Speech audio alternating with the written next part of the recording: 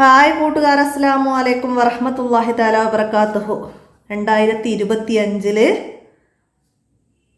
പൊതുപരീക്ഷ തജ്വീദുൽ ഖുർആൻ നടത്തിയതിൻ്റെ ചോദ്യപേപ്പറുമായിട്ടാണ് ഇന്ന് വന്നിരിക്കുന്നത്. അപ്പോൾ നമുക്ക് ഈ ചോദ്യപേപ്പർ കൊണ്ട് തന്നെ തജ്വീദിൻ്റെ പാഠബുക്ക് മുഴുവനായിട്ടും മനസ്സിലാക്കി പഠിക്കണം. അപ്പോൾ ഇതുവരെ തജ്വീദ് എനിക്കൊന്നും മനസ്സിലായിട്ടില്ല, എനിക്കൊന്നും പഠിക്കാൻ കഴിഞ്ഞിട്ടില്ല എന്നൊക്കെ വിചാരിച്ചിരിക്കുന്നവരാരെങ്കിലും ഉണ്ടെങ്കിൽ ഈ വീഡിയോ നിങ്ങൾക്ക് ഉപകാരപ്പെടുത്താം. നിങ്ങൾക്ക് ഇതിൻ്റെ കൂടെ തജ്വീദിൽ നിന്ന് വരുന്ന എല്ലാ ചോദ്യങ്ങളും മനസ്സിലാക്കി പഠിക്കാവുന്നതാണ്. അപ്പോൾ ഉപകാരപ്പെടുത്തുക. നമുക്ക് വീഡിയോയിലേക്ക് കടക്കാം. ബിസ്മില്ലാഹിർ റഹ്മാനിർ റഹീം. കോളത്തിൽ ശരിയായപ്പെടുത്താനാണ് ഫസ്റ്റ് നമുക്ക്. ഒന്നാമത്തെ ചോദ്യം, ഹാ ഉൽ ലമീറിനെ നീട്ടി ഓതിയതിന് ഉദാഹരണം. അപ്പോൾ ഹാ ഉൽ ലമീർ നമ്മൾ രണ്ട് പാഠങ്ങളിലായിട്ട് പഠിച്ചിട്ടുണ്ട്. ഹാ ഉൽ ലമീറിനെ കുറിച്ചിട്ട് 1, 2 എന്ന് പറഞ്ഞിട്ട് ഹാ ഉൽ ലമീർ 2 ചാപ്റ്ററിൽ പഠിച്ചിട്ടുണ്ട്. അപ്പോൾ എന്താണ് ലഹുൽ മുൽക്ക് എന്നതിൽ ഹാ ഉൽ ലമീർ ഹാ ഇവിടെ ഉണ്ട്. അപ്പോൾ അതിന് മുമ്പ് ഫത്തഹും ശേഷം ഇവിടെ സുക്കൂനുമാണ്.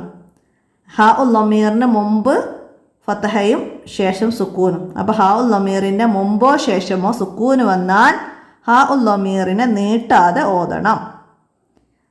അടുത്തതോ വലഹുൽ ഹംദു, ഇവിടെയും ശേഷം സുക്കൂന് വന്നിട്ടുണ്ട്. അപ്പോൾ ഇതും നീട്ടാതെ ഓതണം. ലഹു ദാഫിയുൻ, മുമ്പ് ലൊമ്മ് ശേഷം ഫത്തഹ്. ഹാ ഉൽ ലമീറിന് മുമ്പും ശേഷവും ഹർക്കത്തുകൾ വന്നതുകൊണ്ട് ഹാ ഉൽ ലമീറിനെ നീട്ടി ഓതി. അപ്പോൾ ഇവിടെ ഹാ ഉൽ ലമീറിനെ നീട്ടാൻ സൂചിപ്പിക്കുന്ന ചെറിയൊരു വാവ് സ്വൈറ നൽകിയിട്ടുണ്ട്. അപ്പോൾ നമുക്ക് ഇത് എപ്പോഴും തരണമെന്നില്ല. ചെറിയ വാവ് അത് നോക്കി അടയാളം മനസ്സിലാക്കിയിട്ട് നമുക്ക് ഹാ ഉൽ ലമീറിനെ നീട്ടി ഓതിയത് മനസ്സിലാക്കാം. അപ്പോൾ അതില്ലാതെ തന്നാൽ നമ്മൾ എന്താണ് ശ്രദ്ധിക്കേണ്ടത്? ഹാ ഉൽ ലമീറിന് മുമ്പും ശേഷവും ഹർക്കത്ത് ഉണ്ടോ നോക്കിയിട്ട് വേണം മനസ്സിലാക്കാൻ. ഓക്കെ, അപ്പോൾ നമുക്ക് ഇവിടുന്ന് മറ്റൊരു ചോദ്യം കൂടി മനസ്സിലാക്കാം. എന്ത്? ഹാ ഉൽ ലമീർ നീട്ടി ഓതാൻ കാരണം എന്ത്? ഇവിടെ ഹാ ഉൽ ലമീറിനെ നീട്ടി ഓതാൻ കാരണം എന്ത്? എന്തെഴുതാ നമുക്ക്? ഹാ ഉൽ ലമീറിൻ്റെ മുമ്പും ശേഷവും ഹർക്കത്തുകൾ വന്നതുകൊണ്ട് ഹാ ഉൽ ലമീറിനെ നീട്ടി ഓതി. ഹാ ഉൽ ലമീറിനെ എത്ര അലിഫിൻ്റെ കദർ നീട്ടി ഓതണം എന്ന് വെച്ചാലോ ഒരു അലിഫിൻ്റെ കദർ നീട്ടി ഓതണം. അപ്പോൾ അതൊക്കെ ഹാ ഉൽ ലമീറിൻ്റെ പാഠത്തു നിന്ന് നമ്മൾ മനസ്സിലാക്കണം. അപ്പോൾ ഇവിടെ നീട്ടി ഓതിയതിന് ഉദാഹരണം ലഹു ദാഫിയ എന്നതാണ്. നമുക്കത് ടിക്ക് ചെയ്യാം. ഇനിയോ ലാമിനെ വ്യക്തമായി ഉച്ചരിച്ചതിന് ഉദാഹരണം. നമ്മൾ 2 പാഠങ്ങളിലായിട്ട് ഷംസിയ ഖമരിയ എന്ന് പറഞ്ഞിട്ട് 2 ചാപ്റ്ററിൽ പഠിച്ചിട്ടുണ്ട്.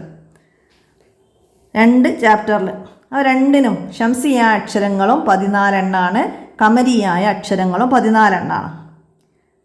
ഓക്കെ, അപ്പോൾ ഷംസിയ അക്ഷരങ്ങൾക്ക് മുമ്പ് ഇങ്ങനെ അലിഫും ലാമും വന്നാൽ ഈ അലിഫ് ലാമിനെ ഉച്ചരിക്കാതെയും, ഖമരിയ അക്ഷരങ്ങൾക്ക് മുമ്പിൽ വന്നാൽ ഈ അലിഫും ലാമും വരുമ്പോൾ എന്താണ് നമ്മൾ ലാമിനെ വ്യക്തമായും ഉച്ചരിക്കണം. അപ്പോൾ ഇവിടെ വൽ എന്ന് വ്യക്തമാക്കണം ലാമിനെ. വൽ അസ്ർ. അപ്പോൾ ഇവിടെ ലാമിനെ വ്യക്തമാക്കി ഉച്ചരിച്ചതിന് ഉദാഹരണം വൽ അസ്ര എന്നതാണ്. അപ്പോൾ ഇത് എന്താണ്? ഖമരിയായ അക്ഷരമാണ് ഐന് എന്ന് മനസ്സിലാക്കുക. ഖമരിയായ അക്ഷരമാണ് ഐന്, അതുകൊണ്ടാണ് ലാമിനെ വ്യക്തമാക്കിയത്. ഇവിടെ വത്തീനി എന്നാണ്. നമ്മൾ ഈ അലിഫു ലാമിനെ ഉച്ചരിച്ചിട്ടില്ല. വസ്സമായി ഇവിടെയും അലിഫു ലാമിനെ ഉച്ചരിച്ചിട്ടില്ല. അപ്പോൾ ഇവിടെ താവും സീനും ഇവിടെ ഷംസിയ അക്ഷരമാണ്, അതുകൊണ്ടാണ് അവിടെ അലിഫു ലാമിനെ വ്യക്തമാക്കി ഉച്ചരിക്കാതിരുന്നത്. അപ്പോൾ ഇവിടെ ഖമരിയ അക്ഷരമായതുകൊണ്ടാണ്.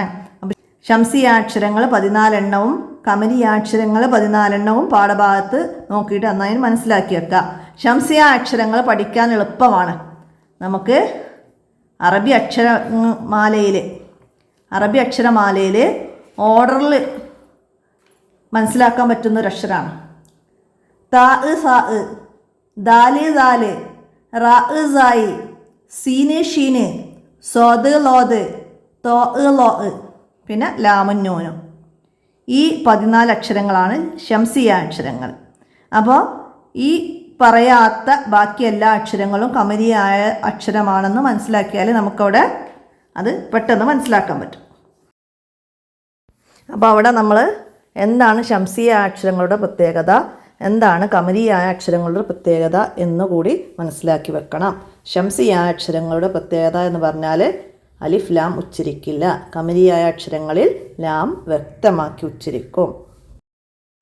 അപ്പോൾ മൂന്നാമത്തെ ചോദ്യം, വാവിനെ തഫീം ചെയ്ത് ഓതിയതിന് ഉദാഹരണം. വാവിനെ തഫീം ചെയ്തത്, നമ്മൾ അലിഫിനെയും വാവിനെയും തഫീം ചെയ്യേണ്ടതും തർക്കീക്ക് ചെയ്യേണ്ടതും സന്ദർഭം പഠിച്ചിട്ടുണ്ട്. അതായത് തഫീമിൻ്റെ ഹർഫുകൾ എന്ന് പറഞ്ഞാൽ ഇസ്തിഇലായിൻ്റെ ഹർഫുകളായ ഹുസ്സലോയത്തിൻ കിള് എന്ന ഈ ഹർഫുകളെ എല്ലായ്പ്പോഴും തഫീം ചെയ്യണം. അതിനെ നീട്ടാൻ വരുന്ന വാവിനെയും അലിഫിനെയും തഫീം ചെയ്യണം. അതല്ലാത്ത ഹുസ്സലോയത്തിൻ കിള് എന്നല്ലാത്ത ഏത് അക്ഷരങ്ങൾ വന്നാലും അത് നമ്മൾ തർക്കീക്ക് ചെയ്താണ് പാരായണം ചെയ്യേണ്ടത്. അപ്പോൾ അതിനെ നീട്ടാൻ വരുന്ന അലിഫിനെയും വാവിനെയും തർക്കീക്ക് ചെയ്തുകൊണ്ടും വേണം ഓതാൻ. അപ്പോൾ ഇവിടെ വാവിനെ തഫീം ചെയ്തതിന് ഉദാഹരണം അപ്പോൾ ഏതാണ്? ഇവിടെ ലൂ എന്ന് നീട്ടാൻ വാവുണ്ട്. അത് ലാം എന്താണ്? ഇസ്തിഫാലിൻ്റെ അക്ഷരമാണ്. അപ്പോൾ അതിനെ നീട്ടാൻ വന്ന അക്ഷരത്തെ തർക്കീക്ക് ചെയ്യണം. പിന്നെ കൂ എന്നത് ഹുസ്സലാത്തിൻ കിളി എന്നതിൽ അക്ഷരമാണ്. അപ്പോൾ അതിനെ നീട്ടാൻ വന്ന വാവിനെ തഫീം ചെയ്ത് ഓതണം. ഇവിടെ താബൂ ബാ ഇസ്തിഫാലിൻ്റെ അക്ഷരമാണ്. അതിനെ നീട്ടാൻ വന്ന വാവിനെ തർക്കീക്ക് ചെയ്യണം. അതുപോലെ തന്നെയാണ് അലിഫും മനസ്സിലാക്കണം. കാ എന്ന അലിഫ് തഫീമാണ്. തോ എന്നതിനെ നീട്ടാൻ വരുന്ന അലിഫ് തഫീമാണ്. മനസ്സിലായില്ലേ? പിന്നെ താ എന്ന് നീട്ടാൻ വരുന്നത് തർക്കീക്കാണ്. അങ്ങനെ അക്ഷരങ്ങളെ മനസ്സിലാക്കണം. ഇവിടെ ഹൂ എന്ന് നീട്ടാൻ വരുന്നുണ്ട്, അതും തർക്കീക്കാണ്. ഹു ഹ ആണ് തഫീമിൻ്റെ അക്ഷരം. അപ്പോൾ അത് അക്ഷരങ്ങൾ മനസ്സിലാക്കിയാൽ നമുക്ക് തഫീം ചെയ്യാൻ വരുന്ന അലിഫിനെയും വാവിനെയും മനസ്സിലാക്കാം. തർക്കീക്ക് ചെയ്യാൻ വരുന്ന അക്ഷരങ്ങൾ ഇസ്തിഫാലിൻ്റെ അക്ഷരങ്ങളാണ്. അത് മനസ്സിലാക്കിയാൽ അത് നമുക്ക് പെട്ടെന്ന് ടിക്ക് ചെയ്യാൻ പറ്റും. അടുത്തത് എന്താണ്? റായിനെ തർക്കീക്ക് ചെയ്തതിന് ഉദാഹരണം. റായിനെ 4 സന്ദർഭങ്ങളിൽ തർക്കീക്ക് ചെയ്യണം എന്ന് പഠിച്ചിട്ടുണ്ട്. റായിനെ 4 സന്ദർഭങ്ങളിൽ. അപ്പോൾ ഇതിൽ ഏതാണ് റായിനെ തർക്കീക്ക് ചെയ്തതിന്? അവിടെ യുരീദു, റായിൻ്റെ ഹർക്കത്ത് കസറായത് കാരണം അവിടെ റായിനെ തർക്കീക്ക് ചെയ്തു. റായിൻ്റെ ഹർക്കത്ത് കസറായത് കാരണം റായിനെ തർക്കീക്ക് ചെയ്തു. അതേപോലെ റായിനെ തർക്കീക്ക് ചെയ്യുന്ന മറ്റ് 3 സന്ദർഭങ്ങൾ നമ്മൾ പഠിച്ചിട്ടുണ്ട്. എന്താണ്? സുക്കൂനുള്ള റാ അതിന് മുമ്പ് കസറാവുകയും ഇസ്തിഇലായിൻ്റെ അക്ഷരം റായിന് ശേഷം ഇസ്തിഇലായിൻ്റെ ഹർഫ് അതേ കലിമത്തിൽ ഇല്ലാതിരിക്കുകയും ചെയ്യുക. അതായത് സുക്കൂനുള്ള റായിന് മുമ്പ് കസറാവുകയും സുക്കൂനുള്ള റായിന് ശേഷം അതേ കലിമത്തിൽ ഇസ്തിഇലായിൻ്റെ ഹർഫ് ഇല്ലാതിരിക്കുകയും ചെയ്താലും റായിനെ തർക്കീക്ക് ചെയ്യണം. പിന്നെ സാക്കിനായ റായിന് മുമ്പ് സുക്കൂനുള്ള യാ ഉണ്ടാവണം. പിന്നെ സാക്കിനായ റായിന് മുമ്പുള്ളത് സുക്കൂനുള്ള ഒരക്ഷരവും അതിന് മുമ്പുള്ളത് കസറാവുകയും ചെയ്താൽ അവിടെ തർക്കീക്ക് ചെയ്യണം. അപ്പോൾ തർക്കീക്കിൻ്റെ സന്ദർഭങ്ങൾ നന്നായിട്ട് നമ്മളെ ഫസ്റ്റത്തെ പാഠങ്ങളിൽ 3 പാഠങ്ങളിലായിട്ട് നമ്മൾ മനസ്സിലാക്കിയിട്ടുണ്ട്. അത് ഉദാഹരണമൊക്കെ മനസ്സിലാക്കിയിട്ട് പഠിക്കുക. അടുത്തത് 5ാമത്തെ ചോദ്യം എന്താണ്? റസ്മുൽ ഉസ്മാനി നിയമങ്ങളിൽ ഹദഫിൻ്റെ ഉദാഹരണം. ഹദഫിൻ്റെ ഉദാഹരണം ഏതാണ് ഇതിൽ? ഹദഫിൻ്റെ ഉദാഹരണം അർ-റഹ്മാൻ എന്നതാണ്. അർ-റഹ്മാൻ ഹദഫ് എന്ന് പറഞ്ഞാൽ അക്ഷരങ്ങൾ ഒഴിവാക്കലാണ്. അക്ഷരങ്ങൾ ഒഴിവാക്കലാണ്. ഇവിടെ മീമിനെ നീട്ടാനുള്ള അലിഫ്, മദ്ദക്ഷരമായ അലിഫ് ഒഴിവാക്കി ചെറിയൊരു അലിഫിട്ട്. അപ്പോൾ ഇതിൽ നിന്നൊരക്ഷരം കുറഞ്ഞിട്ടുണ്ട്. ചെറിയ അലിഫ് ഈ അക്ഷരങ്ങൾ എണ്ണുമ്പോൾ അതിൽ നമ്മൾ കൂട്ടൂല. അപ്പം അത് അർ-റഹ്മാൻ എന്നതാണ്. ലദ്ബഹന്ന എന്നതിൽ ഒരക്ഷരം ഇവിടെ കൂടുതലാണ്. ഈ ആ കഴിഞ്ഞിട്ട് ഇവിടെ ഒരു അലിഫ് ഇട്ടിട്ടുണ്ട് സുക്കൂനുള്ള. അത് ഇതിൽ കൂടുതലാക്കിയതാണ്. അത് സിയാദയാണ്. അസ്സലാത്ത് ബദലിന് ഉദാഹരണമാണ്. എന്താണ്? ഒരു വാവ് വരുന്നുണ്ട് ഇവിടെ. സ്വലാത്ത് എന്ന് പകരം മറ്റൊരു പദം കൊണ്ടുവന്നിട്ടുണ്ട്. ഒരക്ഷരത്തിന് പകരം മറ്റൊരക്ഷരം കൊണ്ടുവന്നിട്ടുണ്ട്. അപ്പം അത് അങ്ങനെയല്ല ഉദാഹരണം മനസ്സിലാക്കുക. ഇനി എന്താണ്? ഖുർആൻ ഒരു മുസ്ഹഫിൽ ക്രോഡീകരിക്കാൻ നിർദ്ദേശിച്ച ഖലീഫ. ഖുർആൻ ഒരു മുസ്ഹഫിൽ ക്രോഡീകരിക്കാൻ നിർദ്ദേശിച്ച ഖലീഫ അബൂബക്കർ റളിയല്ലാഹു അൻഹു ആണ്. അബൂബക്കർ റളിയല്ലാഹു അൻഹു ആണ്. ഉസ്മാൻ റളിയല്ലാഹു അൻഹുവിൻ്റെ കാലത്ത് മുസ്ഹഫിൻ്റെ കോപ്പികൾ തയ്യാറാക്കി വിവിധ നാടുകളിലേക്ക് അയച്ചതാണ്. അപ്പോൾ അത് ഉസ്മാൻ റളിയല്ലാഹു അൻഹു ആണ്. ഉമർ റളിയല്ലാഹു അൻഹു എന്തായിരുന്നു? അബൂബക്കർ സിദ്ദീഖ് റളിയല്ലാഹു അൻഹുവിനോട് ഖുർആൻ മുഴുവനായി ക്രോഡീകരിക്കപ്പെടണമെന്ന് ആവശ്യപ്പെട്ടു. ഖുർആൻ മനഃപ്പാടമുള്ള നിരവധി സഹാബികൾ ഷഹീദായപ്പം ഖുർആൻ മനഃപ്പാടമുള്ള സഹാബികളുടെ വിയോഗം മൂലം ഖുർആനിൽ നിന്ന് യാതൊന്നും നഷ്ടപ്പെടാതിരിക്കാൻ വേണ്ടി അവ മുഴുവനും ക്രോഡീകരിക്കപ്പെടണമെന്ന് ഉമർ റളിയല്ലാഹു അൻഹു അബൂബക്കർ റളിയല്ലാഹു അൻഹുവിനോട് ആവശ്യപ്പെട്ടതാണ്. ആ നിർദ്ദേശപ്രകാരം ഖുർആൻ ഒരു മുസ്ഹഫിൽ ക്രോഡീകരിക്കാൻ നിർദ്ദേശിച്ച ഖലീഫ അബൂബക്കർ റളിയല്ലാഹു അൻഹു ആണ്. അപ്പം അത് മനസ്സിലാക്കിയിട്ട് അടയാളപ്പെടുത്തുക. ഇനിയാ ചേരുംപടി ചേർക്കാൻ വന്നത് എന്താണ്? യുഅദ്ദിഹി ഇലൈക. യുഅദ്ദിഹി ഇലൈക. നമുക്കിവിടെ എന്താണ് ഇതിന് ഓപ്ഷൻ? ഹാ ഉൽ ലമീറിനെ നീട്ടി ഓതണം. അതായത് മുമ്പും ശേഷവും ഹർക്കത്തുകൾ വന്നിട്ടുണ്ട് ഹാ ഉൽ ലമീറിൻ്റെ. ഓക്കെ, അപ്പോൾ ഇത് ഹാ ഉൽ ലമീറിനെ യാ സ്വൈറ കൊണ്ടാണ് നീട്ടിയത്. യാ ഉ സ്വൈറ. ഹാ ഉൽ ലമീറയെ ഖുർആനിൽ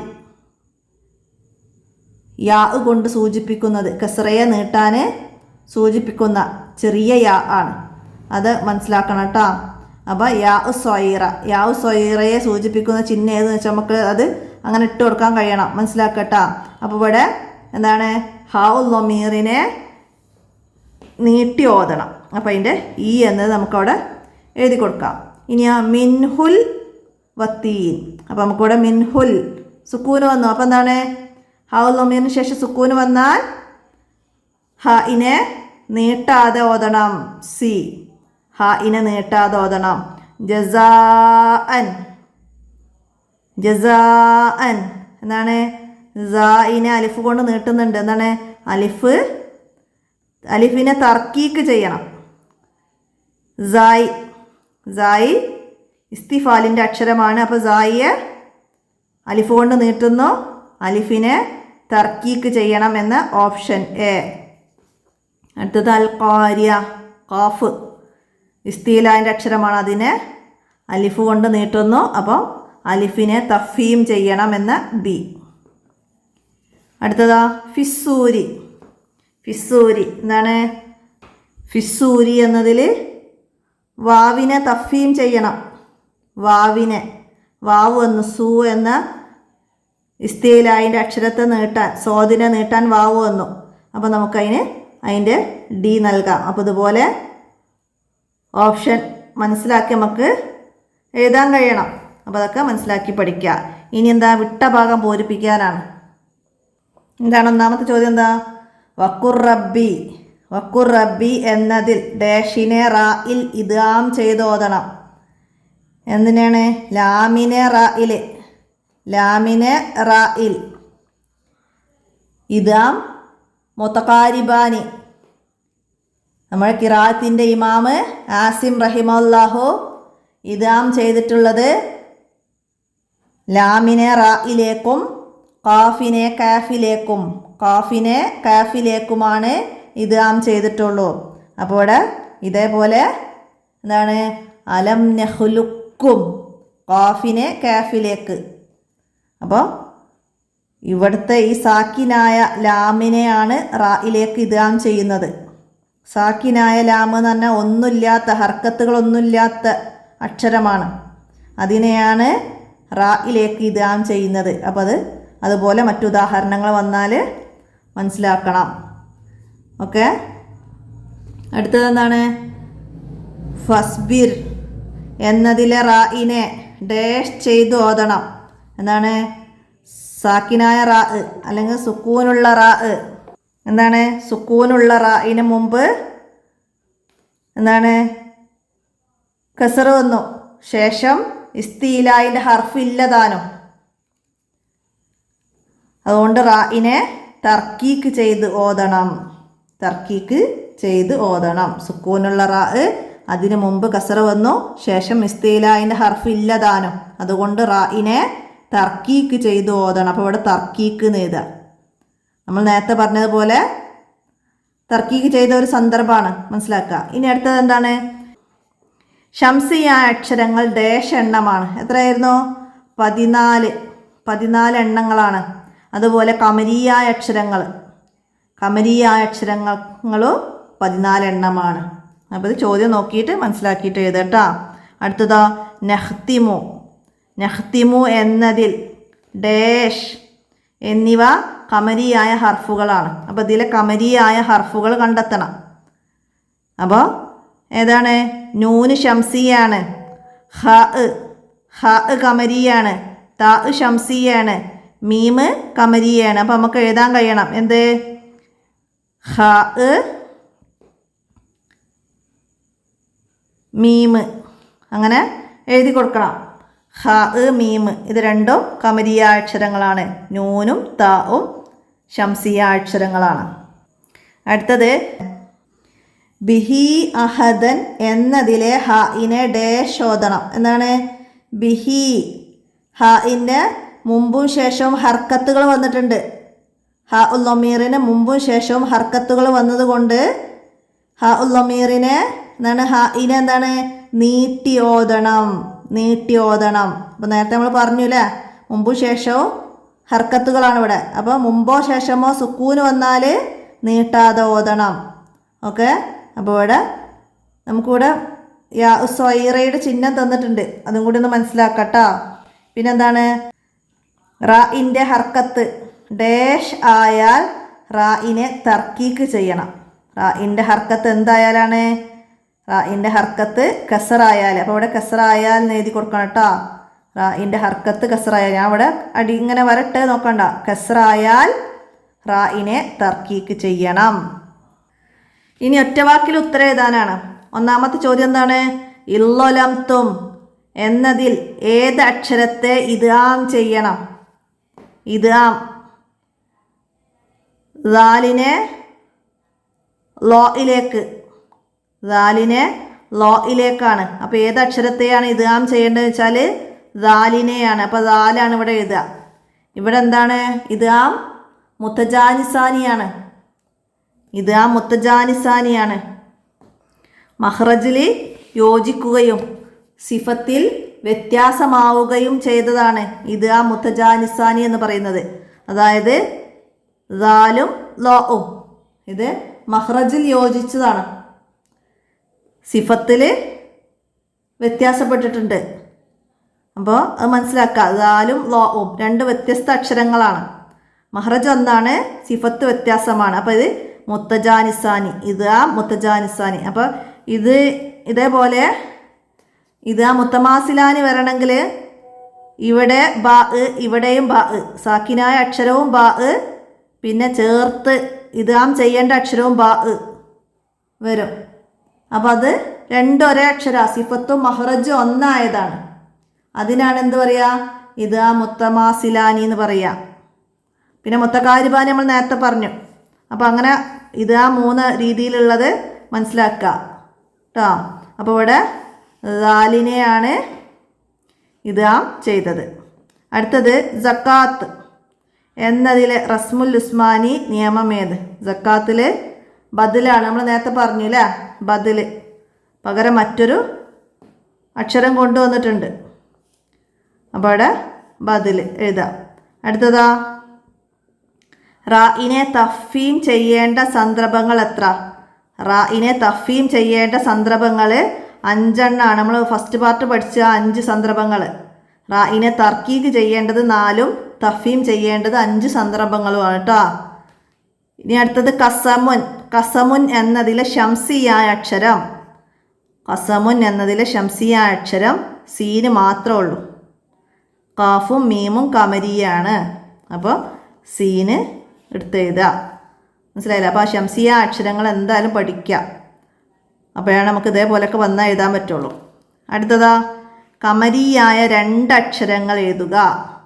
അപ്പോൾ നമുക്ക് ഇവിടെ മുകളിലുള്ള ഈ 2 അക്ഷരം എഴുതാം. അവിടെ കാഫും മീമും. അതേപോലെ നമുക്ക് എഴുതാൻ കഴിയണം ജീമ്, ഹ ഹ ഐന് ഒയിന്. അതൊക്കെ കമരിയായ അക്ഷരങ്ങളാണ്. അലിഫ് ബാ ഒക്കെ ഉണ്ട്. അപ്പോൾ കമരിയായ അക്ഷരങ്ങളും ശംസിയ അക്ഷരങ്ങളും പ്രത്യേകം മനസ്സിലാക്കി പഠിക്കട്ടോ. ഇനി അടുത്തത് എന്താ? ഹാ ഉൽ ലമീറിനെ നീട്ടാതെ ഓതിയതിനൊരു ഉദാഹരണം. നീട്ടാതെ ഓതിയതിന് ലഹുൽ മുൽക്ക്. നമുക്ക് ഫസ്റ്റ് ഭാഗത്തൊക്കെ ഉദാഹരണം വന്നതുണ്ട് നീട്ടാതെ ഓതിയതിന്. അപ്പോൾ അവിടുന്നൊക്കെ അങ്ങനെ എടുത്ത് എഴുതുക.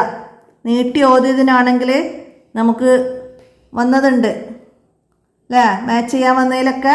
അപ്പോൾ അവിടെ അങ്ങനെയൊക്കെ നോക്കിയിട്ട് തെറ്റില്ലാതെ എഴുതുക കേട്ടോ. അപ്പോൾ ഇവിടെ ഞാനൊരു ഉദാഹരണം ലഹുൽ മുൽക്ക്, ലഹുൽ മുൽക്ക് ശേഷം സുക്കൂന് വന്നു. ഓക്കെ. അടുത്തത് ഒറ്റവാചകത്തിൽ ഉത്തരം എഴുതാനാണ്. എന്താണ് ഇദ്ഗാം എന്നാൽ എന്ത്? എന്താണ് ഇദ്ഗാം എന്നാൽ? സാക്കിനായ ഒരക്ഷരത്തെ ശേഷം വന്ന ഹർക്കത്തുള്ള അക്ഷരത്തിൽ ചേർത്ത് ഷദ് ചെയ്ത് ഓതുന്നതിനാണ് ഇദ്ഗാം എന്ന് പറയുന്നത്. സാക്കിനായ ഒരക്ഷരത്തെ ശേഷം വന്ന ഹർക്കത്തുള്ള അക്ഷരത്തിൽ ചേർത്ത് ഷദ് ചെയ്ത് ഓതുന്നതിനാണ് ഇദ്ഗാം എന്ന് പറയുന്നത്. അടുത്തതാ ഖുർആൻ ക്രോഡീകരിക്കണമെന്ന് ആവശ്യപ്പെട്ടു. ആര് ആരോട്? നമ്മൾ നേരത്തെ പറഞ്ഞിരുന്നു. ആരോടാണ്? ഉമർ റളിയല്ലാഹു അൻഹു അബൂബക്കർ റളിയല്ലാഹു അൻഹുവിനോടാണ് ആവശ്യപ്പെട്ടത്. ഖുർആൻ ക്രോഡീകരിക്കണമെന്ന് ആവശ്യപ്പെട്ടു. ആര് ആരോട് എന്നാണ്. എന്തായിരുന്നു ചോദ്യം? മനസ്സിലാക്കൊന്നും കൂടെ. ഖുർആൻ ക്രോഡീകരിക്കണമെന്ന് ആവശ്യപ്പെട്ടു. ആര് ആരോട്? അബൂബക്കർ റളിയല്ലാഹു അൻഹുവിനോട് ഉമർ റളിയല്ലാഹു അൻഹു ആവശ്യപ്പെട്ടതാണ്. അപ്പോൾ അതിൻ്റെ കാരണമൊക്കെ നമ്മൾ നേരത്തെ പറഞ്ഞിട്ടാ. അപ്പോൾ അതിൻ്റെ കാരണം ചോദിച്ചാൽ അതും എഴുതാൻ കഴിയണം, മനസ്സിലാക്കി പഠിക്കുക. അടുത്തത് എന്താണ്? ഹംസയുടെ വ്യത്യസ്തമായ 4 എഴുത്ത് രീതികൾക്ക് ഓരോ ഉദാഹരണം എഴുതുക. നമ്മൾ റസ്മുൽ ഉസ്മാനിൻ്റെ പാഠത്തിൽ നമ്മൾ പഠിച്ചിട്ടുണ്ട് ഹംസൻ്റെ വ്യത്യസ്തമായ എഴുത്ത് രീതി. ഇത് അന്തർ, മുഅജ്ജലൻ, ഫിഅത്തുൻ, സമാഉൻ. ഹംസ മുകളിൽ എഴുതുന്നു, താഴെ എഴുതുന്നു അലിഫിൻ്റെ. പിന്നെ വാവിൻ്റെ മുകളിൽ എഴുതുന്നു, പിന്നെ യാ പോലെ ഇട്ടിട്ട് അതിലെഴുതുന്നു, പിന്നെ അവസാനത്തിൽ എഴുതുന്നു. ഇങ്ങനെ 4 വ്യത്യസ്ത രീതികൾ മനസ്സിലാക്കട്ടാ. അടുത്തെന്താണ്? അൽ മസീർ എന്നതിലെ റായിനെ തർക്കീക്ക് ചെയ്യണം. കാരണം എന്ത്? അൽ മസീർ എന്നതിലെ റായിനെ തർക്കീക്ക് ചെയ്യണം. കാരണം എന്താണ്? ഇവിടെ വഖഫ് കാരണം റായിന് സുക്കൂന് വരും. അപ്പോൾ സുക്കൂനുള്ള റായിന് മുമ്പ് സുക്കൂനുള്ള യാ വന്നു. സുക്കൂനുള്ള റാ തന്നെയാണ് സാക്കിനായ റാവും. അത് മനസ്സിലാക്കുക. സുക്കൂനുള്ള റാ തന്നെയാണ് സാക്കിനായ റാ. അപ്പോൾ സാക്കിനായ റായിന് മുമ്പ് സുക്കൂനുള്ള യാ വന്നു. അതുകൊണ്ടാണ് റായിനെ തർക്കീക്ക് ചെയ്തത്. അപ്പോൾ അത് മനസ്സിലാക്കിയിട്ട് പഠിക്കണം കേട്ടോ. മസീർ എന്നതിൽ സുക്കൂനുള്ള റായിന് മുമ്പ് സുക്കൂനുള്ള യാ വന്നു. സാക്കിനായ റായിന് മുമ്പ് സുക്കൂനുള്ള യാ വന്നു. അതുകൊണ്ടാണ് തർക്കീക്ക് ചെയ്തത്. ഇനി വാവിനെ തഫീം ചെയ്യണം. എപ്പോൾ? വാവിനെ തഫീം ചെയ്യണം എപ്പോഴാണ്? തഫീമിൻ്റെ ഹർഫുകളെ നീട്ടാൻ വരുന്ന വാവിനെ തഫീം ചെയ്യണം. തർക്കീക്കിൻ്റെ ഹർഫുകളെ നീട്ടാൻ വരുന്ന വാവിനെ തർക്കീക്ക് ചെയ്യണം. അപ്പോൾ ചോദ്യം ശ്രദ്ധിക്കണം.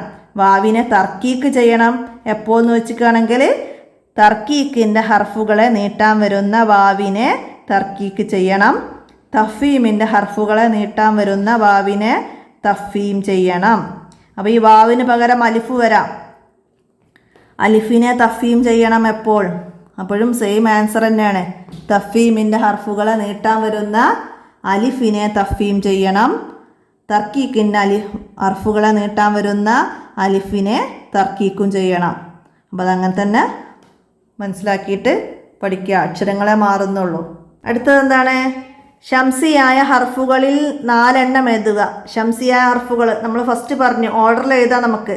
താ, സാ, ദാല്, ദാല്, റാ, സായി, സീന്, ഷീന്, സോദ്, ലോദ്, തോ,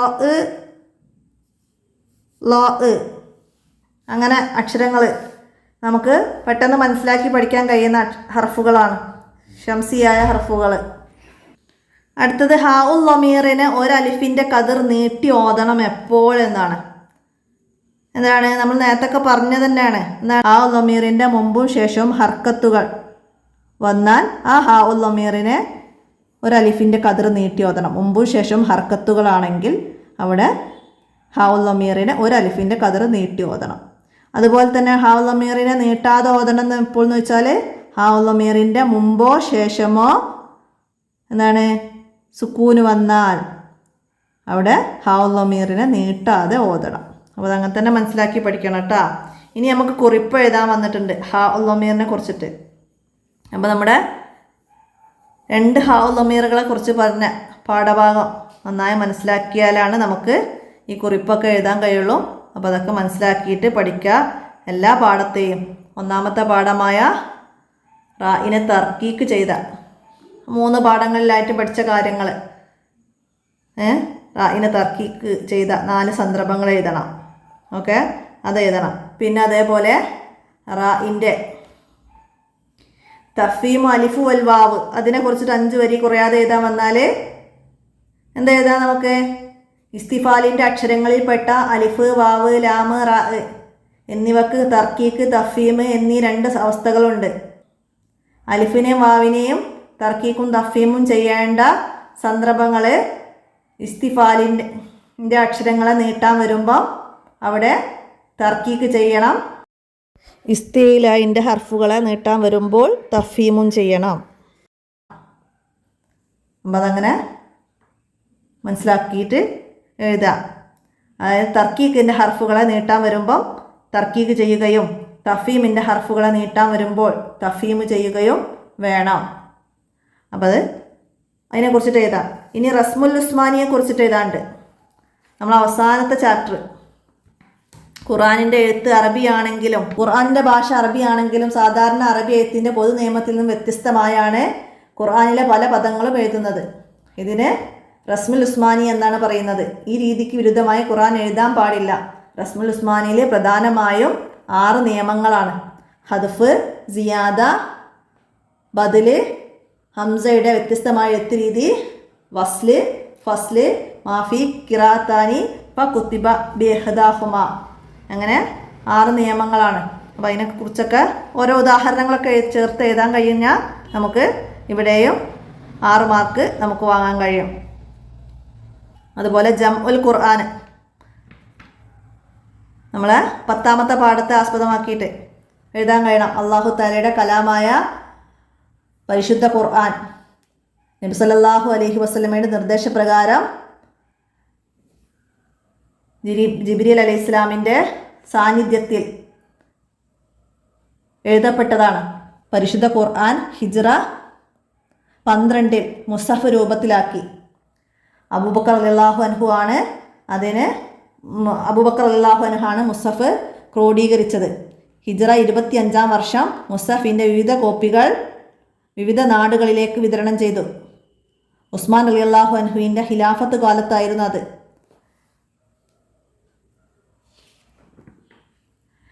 മുസ്ലിങ്ങളുടെ എണ്ണം വർദ്ധിക്കുകയും ഇസ്ലാം വിവിധ നാടുകളിലേക്ക് വ്യാപിക്കുകയും ചെയ്തപ്പോഴാണ് ഉസ്മാൻ റളിയല്ലാഹു അൻഹു മുസഹഫിൻ്റെ പല കോപ്പികളും പകർത്തി വിവിധ നാടുകളിലേക്ക് വിതരണം ചെയ്തത്.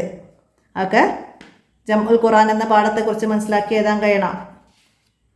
പിന്നെ ഇദ്ഗാമിൻ്റെ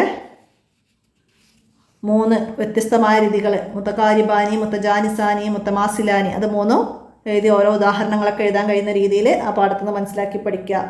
പിന്നെ ഇദ്ഗാമിൻ്റെ പാഠത്തിൽ നിന്ന് നിങ്ങൾ മനസ്സിലാക്കണം എന്ത്? മുത്തമാസിലാനിയിലും മുത്തജാനിസാനിയിലും ആദ്യാക്ഷരം സാക്കിനായാൽ ഇദ്ഗാം ചെയ്യൽ വാജിബാണ്. ഇദ്ഗാം ചെയ്യൽ വാജിബുള്ളത് ഏതിൽ ചോദ്യം വന്നാൽ മുത്തമാസിലാനിയിലും മുത്തജാനിസാനിയിലുമാണ്. അപ്പോൾ അത് മനസ്സിലാക്കണം. ഹാ ഉൽ ലമീറിന് ശേഷം ഉള്ള അക്ഷരം ഹംസയാണെങ്കിൽ അവിടെ മദ്ദുൽ മുൻഫസിലാണ് വരുന്നത്. അവിടെ മദ്ദുൽ മുൻഫസിലിൻ്റെ വിധിയാണ് അവിടെ ബാധകം. അതായത് ഹാ ഉൽ ലമീറിന് നീട്ടി ഓതണം നമ്മൾ പറഞ്ഞു. അപ്പോൾ അത് അവിടെ ഹംസ വരികയാണെങ്കിൽ അവിടെ മദ്ദുൽ മുൻഫസിലിൻ്റെ വിധി കൂടി ഉണ്ട് എന്നുള്ളത് മനസ്സിലാക്കുക. നമുക്ക് ചോദ്യം അങ്ങനെ വന്നാൽ മദ്ദുൽ മുൻഫസിലിൻ്റെ വിധി കൂടിയുണ്ട്. എവിടെയെന്ന് വെച്ചാൽ ഹാഉൽ ലമീറിന് ശേഷമുള്ള അക്ഷരം ഹംസയാണെങ്കിൽ അവിടെ മദ്ദുൽ മുൻഫസിലിൻ്റെ വിധിയാണ്. നമുക്ക് ഹാഉൽ ലമീറിൻ്റെ പാഠത്തിൽ തന്നിട്ടുണ്ട് ലഹു മാ ബൈന ഐദീഹിം. ഇവിടെ ലഹു എന്നുള്ളിടത്ത് വാവു സ്വൈറയുടെ ചിഹ്നമൊന്നുമില്ല, മുമ്പും ശേഷവും ഹർക്കത്തുകളാണ്. അത് നോക്കിയിട്ട് വേണം നമ്മൾ എന്ത് പറയാൻ, ഹാഉൽ ലമീറിനെ നീട്ടി ഓതണം എന്നുള്ളത്. ലഹുൽ മുൽക്ക് ഹാഇൻ്റെ മുമ്പോ ശേഷമോ സുക്കൂനാണ് വരുന്നത്. അപ്പോൾ ഇവിടെ ശേഷം വന്നിട്ടുണ്ട്. അപ്പോൾ ഇവിടെ ഹാഉൽ ലമീറിനെ നീട്ടാതെ ഓതണം. പിന്നെന്താ അൻസലഹു ഇലൈക്കും, ഇതാണ് നമ്മൾ നേരത്തെ പറഞ്ഞ ഹാഉൽ ലമീറിന് ശേഷം ഹംസ വന്നു. അപ്പോൾ ഇവിടെ മദ്ദുൽ മുൻഫസിലിൻ്റെ വിധി കൂടുതൽ നീട്ടണം. അപ്പോൾ മനസ്സിലാക്കുക, എന്തായാലും നീട്ടിയാണ് ഓതുന്നത്, കൂടുതൽ നീട്ടി ഓതണം. അത് മനസ്സിലാക്കിയാൽ മതി. മുൻഫസിലിൻ്റെ വിധിയാണ്. നമുക്കിവിടെ യറൗനഹു ബഈദ എന്ന് തന്നിട്ടുണ്ട്. അപ്പോൾ അവിടെ ഹാഉൽ ലമീറിൻ്റെ മുമ്പും ശേഷവും ഹർക്കത്തുകൾ ഫതഹ് വന്നിട്ടുണ്ട് അല്ലേ. അതുകൊണ്ട് ഇവിടെ ഹാഉൽ ലമീറിനെ നീട്ടി ഓതി എന്ന് പറയാം.